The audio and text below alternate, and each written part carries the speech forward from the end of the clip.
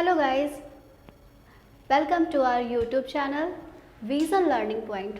तो जैसा कि हम लोग पढ़ चुके हैं बायोलॉजी सेल के बारे में, हम लोग पढ़ रहे थे, तो फिर से हम स्टार्ट करते हैं जहाँ से हमने छोड़ा था।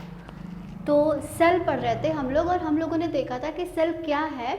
तो हमारी बॉडी की फंडामेंटल स्ट्रक्चरल यूनिट है। क्या है? जीवन की एक मूलभूत इकाई है ना। तो यहाँ से हम पढ़ते हैं फिर से। तो सेल एक फंडामेंटल यूनिट ऑफ लाइफ है ना। उसके बाद स्ट्रक्चरल एंड जो है फंडामेंटल यूनिट ऑफ भी है। तो संरचनात्मक और कार्यात्मक दोनों ही तरीके से ये हमारी बॉडी को जो है फॉर्मेट करती है ना। तो स्ट्रक्चरल, अब ये जैसे कि हम देख रहे हैं संरचनात्मक और कार्यात्मक दोनों तरीक़ों से। तो सेल है, हमने पढ़ा था कि सेल, एक सेल से हम कुछ नहीं कर सकते। तो ये सेल्स, कई सारे सेल्स मिले तो एक टिश्यू बना, टिश्यू के बाद ऑर्गन्स बना, है ना। तो एक ये जो टिश्यू है इसमें बहुत सारी प्रोसीजर होती है, फिर आगे हम कभी पढ़ेंगे। तो फिलहाल हम इतना ही जानते हैं कि टिश्यू से ऑर्गन बनेगा। ऑर्गन लाइक हमारा किडनी बन सकता है, लंग्स बन सकता है, और इनसे इंटेस्टाइन बन सकता है, कुछ भी बन सकता है ना। फिर ऑर्गन्स बन जाएंगे और उसके बाद हमारा ऑर्गन सिस्टम फॉर्मेट हो जाएगा। तो ऑर्गन सिस्टम लाइक हम लोग बहुत सारे टाइप के ऑर्गन सिस्टम पढ़ते हैं, रेस्पिरेटरी, एक्सक्रिएटरी और बहुत सारे, डाइजेस्टिव सिस्टम जिसमें इंटेस्टाइन आता है। तो इस तरीके से बहुत सारे ऑर्गन जो हैं वो फॉर्मेट होते हैं और हमारा ऑर्गन सिस्टम बनता है। उसके बाद ह्यूमन बॉडी बन जाती है।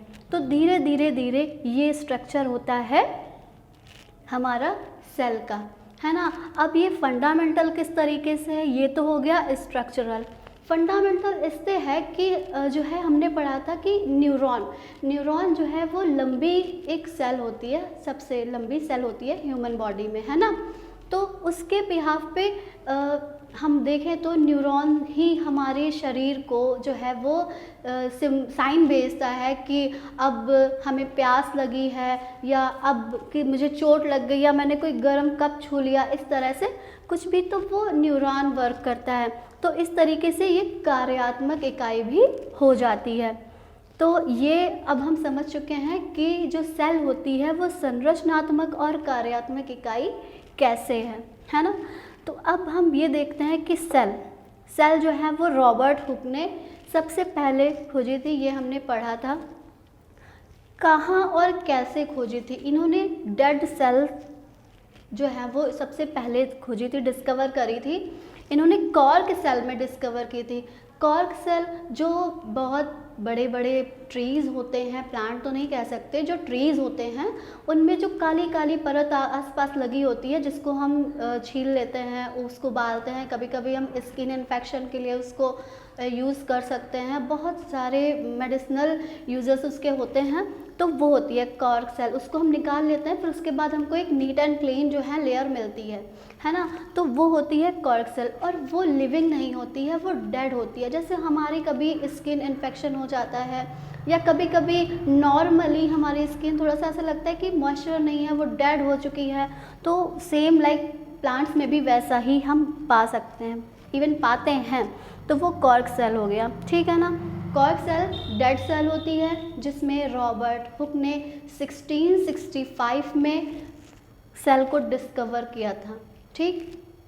अब हम आते हैं कि लिविंग सेल कैसे पता चला कि हम लोग तो लिविंग है ना, तो हम में भी सेल है, हमारा भी फॉर्मेशन सेल से हुआ है, कैसे पता चला?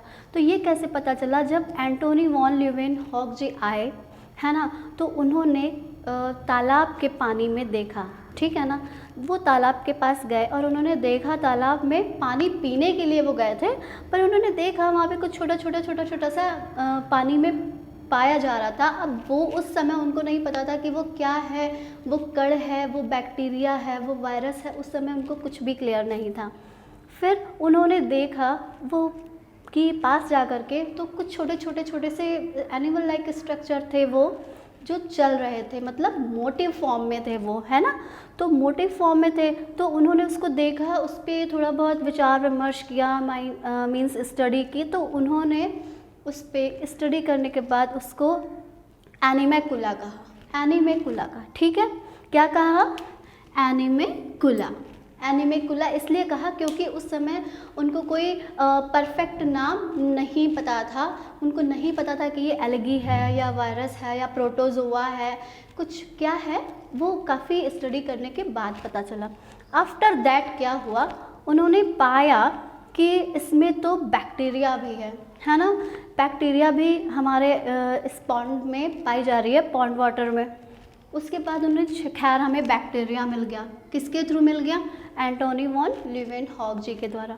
फिर उसके बाद उन्होंने फिर से देखा, उन्होंने देखा कि उसमें प्रोटोजोआ के भी जो है कुछ ऑर्गेनिजम्स पाए जा रहे हैं, जो कि हाइड्रा था, है ना, हाइड्रा। सबसे पहले प्रोटोजोआ का हाइड्रा जो ऑर्गेनिज्म है वो हमारे पॉन्ड वाटर में पाया गया, ठीक।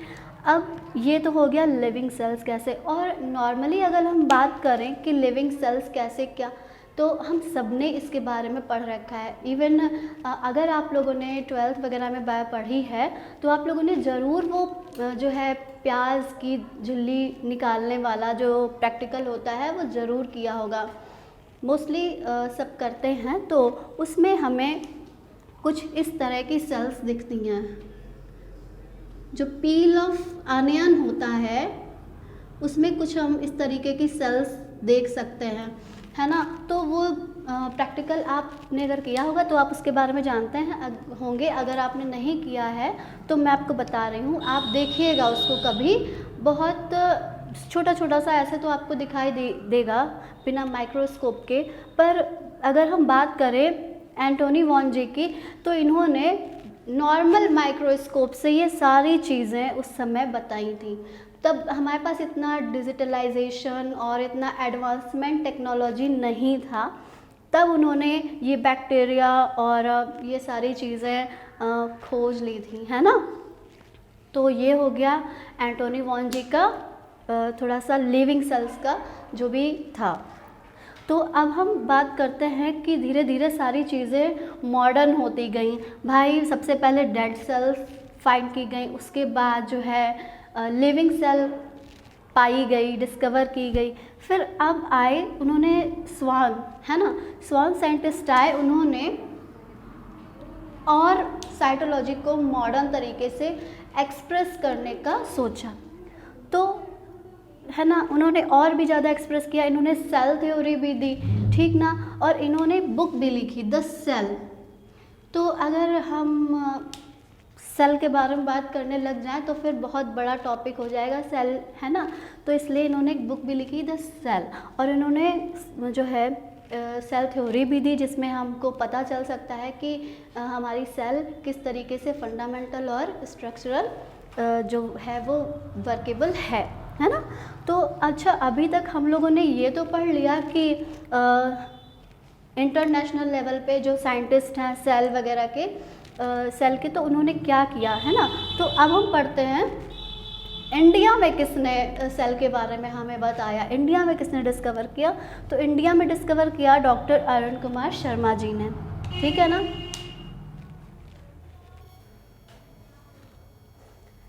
तो अभी हमने देखा कि इंडिया में किसने डिस्कवर किया, तो वो थे डॉक्टर अरुण कुमार शर्मा। अब हम देखते हैं कि डिस्कवरी ऑफ डेड सेल। अच्छा एक बात, अब इतना सब कुछ हमने टॉपिक पढ़ लिया है तो कुछ तो नया होना चाहिए, क्वेश्चंस बनते हैं ना। पहली बात नोट कर लीजिए ये कि ये आपका बहुत इम्पोर्टेंट टॉपिक चल रहा है, तो उसी बिहाफ पे आप ये सारे जो भी टॉपिक्स पॉइंट्स चल रहे हैं वो सारे नोट करते जाइए, ये बहुत इम्पॉर्टेंट है। और अगर आपको वीडियो अच्छा लग रहा है तो please like, subscribe and comment, और हाँ वो नोटिफिकेशन बेल जो है प्रेस करना मत भूलिएगा। चलिए आते हैं टॉपिक पे। तो discovery of dead cell, discovery of dead cell, इसको किसने डिस्कवर किया? रॉबर्ट हुक ने, ठीक है ना, रॉबर्ट हुक ने। अच्छा, अगर आपका क्वेश्चन इस बिहाफ से नहीं आता है, मान लीजिए एग्जामिनर थोड़ा सा हट गया दिमाग से, मतलब उनका मूड चेंज हो गया, तो उन्होंने डिस्कवरी नहीं रखा, उन्होंने पूछा कि डेड सेल बताओ भैया, तो आप डेड सेल क्या बताएंगे? रॉबर्ट हुक ने ही की थी इसकी खोज, डेड सेल पूछें या डिस्कवरी ऑफ डेड सेल पूछें, दोनों में ही रॉबर्ट सर आएंगे। Okay done. नेक्स्ट आता है लिविंग एनिमल सेल। अभी हम लोगों ने कुछ देर पहले पढ़ा कि लिविंग एनिमल सेल को किसने डिस्कवर किया, एंटोनी वॉन लीवेनहॉक ने, ठीक है ना। तो अच्छा ठीक है, कभी कभी जो है हम लोग ही क्वेश्चन बनाते टाइम पे थोड़ा सा इधर उधर कर देते हैं। मान लीजिए कि एग्ज़ामिनर जो आपके आए हैं उनको भूख वूख लग गई हो, अपने घर से वो खाना खाकर नहीं आए हैं और जहाँ पे वो पेपर बनाने आए हैं वहाँ पे भी कुछ उनको नहीं मिल रहा है खाने वाला, सो अब वो भूख में ही पेपर बना रहे हैं, तो आपका हाल बुरा होने वाला है, ये सोच के पेपर देने जाइएगा। नेक्स्ट, तो अब आप बुरा तो नहीं कर सकते हाल ना, क्योंकि हम लोग क्लास इसीलिए प्रोवाइड करवा रहे हैं ताकि आपका बुरा ना हो, चलिए बच जाएंगे। नेक्स्ट देखते हैं कि living animal cell Antonie van Leeuwenhoek ने, अच्छा हाँ तो ठीक तो है ना, जब लिविंग एनिमल सेल को डिस्कवर किया एंटोनी वॉन लीवेनहॉक ने, तो लिविंग सेल की भी जो है वो डिस्कवरी इन्होंने ही की होगी ना, सिंपल, ठीक है ना। सो हमें अपना स्मार्ट वर्क जो है वो करना है और माइंड को थोड़ा सा एक्टिव रखना है, क्वेश्चन पे जाना है, क्वेश्चन को घुमा देते हैं ये देखना है, ठीक है ना। एग्जामिनर के भरोसे नहीं बैठना है, अपने मेहनत के, अपने हार्ड वर्क स्मार्ट वर्क के साथ जाना है। एग्जामिनर क्वेश्चन कैसे भी पुटअप करते हैं, do not worry about that thing. चलिए अब हम कुछ चलते हैं इम्पॉर्टेंट पॉइंट्स पे। सो लेट्स सी कि एंटोनी वॉन लीवेनहॉक ने और क्या क्या किया और वो क्या थे। तो सबसे पहले ये फर्स्ट माइक्रोबायोलॉजिस्ट थे। माइक्रोबायोलॉजी क्या होती है, माइक्रोबायोलॉजी वो होती है ना, अब माइक्रो देखिए, माइक्रो मीन्स होता है छोटा छोटा छोटा, टिनी पार्ट ऑफ पार्टिकल्स कह सकते हैं। अब जो हमारी पृथ्वी पर पाया जा रहा है, माइक्रो मीन्स फिलहाल छोटा होता है, ठीक है, या टीनी पार्ट, ठीक है ना। माइक्रोबायोलॉजिस्ट थे, फर्स्ट माइक्रोबायोलॉजिस्ट थे हमारे एंटोनी वॉन लीवेनहॉक, है ना। और माइक्रो मतलब छोटा, बायो मतलब जीव, जैसा कि आप पढ़ चुके हैं, और लॉजिस्ट तो इन्होंने ही डिस्कवरी करी थी। तो अगर देखिए साइंस हो या कोई भी ऐसा सब्जेक्ट जिसमें काफ़ी बड़ा वर्ड हो और आपको समझने में इशू हो रहा है, सो हमें क्या करना है, उसके पीछे एकदम परेशान ना होकर के हम उसको थोड़ा थोड़ा सा तोड़ लेंगे। जैसे हम हिंदी में संधि विच्छेद करते हैं, लाइक सेम हमको यहाँ पे वर्ड को तोड़ना है और उसका मतलब समझ जाना है और वही उसका डेफिनीशन होता है ना। तो माइक्रोबायोलॉजिस्ट थे वो सबसे पहले, और उसके बाद इन्होंने ही फर्स्ट लिविंग सेल जो है वो डिस्कवर करी थी, जैसा हम ऊपर पढ़ चुके हैं। नेक्स्ट प्लांट सेल जो है वो कैसे उन्होंने देखा कि प्लांट सेल लिविंग है और उसमें उन्होंने पाया, तो वो अनियंस लेयर में, है ना, जो वो अनियन होता है उसका जो लेयर वाइट लेयर होता है पील, उसमें उन्होंने देखा, तो वहाँ पे उसमें जो है उनको दिखी सेल, अभी मैं बताई थी आपको। और फिर उन्होंने बैक्टीरिया और प्रोटोजोआ के अलावा भी उन्होंने देखा कि ह्यूमंस में भी बड़ी और छोटी वगैरह जो भी सेल्स हैं वो क्या हैं। तो मेल गैमेट्स भी जो हैं वो सबसे पहले एंटोनी वॉन जी ने देखा, तो वो स्पर्म में होता है। और लॉन्गेस्ट सेल क्या होता है हमारी ह्यूमन बॉडी में, न्यूरॉन सेल। अच्छा, तो अब आपको हम एक बात बताते हैं कि लॉन्गेस्ट सेल क्या हो गया, न्यूरॉन। अब कभी कभी क्या होता है कि अब मान लीजिए कि एग्जामिनर को पता है कि आपको पता हो सकता है कि न्यूरॉन सेल जो है वो लंबी होती है, तो वो आपको पता है, उनको पता है ना। तो उन्होंने ये नहीं पूछा कि लंबी सेल कौन सी, उन्होंने ये पूछ लिया कि उसमें जो है वो कितने पार्ट्स में मतलब कितना वो डिवाइड रहती है। तो वो 1 बिलियंस जो है उस पार्ट्स में वो कुछ इस तरह से डिवाइड रहती है, ठीक है ना। तो वो इस तरह से सिग्नल्स देती है। अब न्यूरॉन का क्या है कि न्यूरॉन कुछ सिग्नल्स भेजता है, तो उस तरीके से हमारे जो भी ऑर्गन्स हैं वो वर्किंग में आ जाते हैं, ठीक है ना। तो ये आप नोट कर लीजिए और सब्सक्राइब करना चैनल को हमारे मत भूलेगा। Okay, to be continued, bye.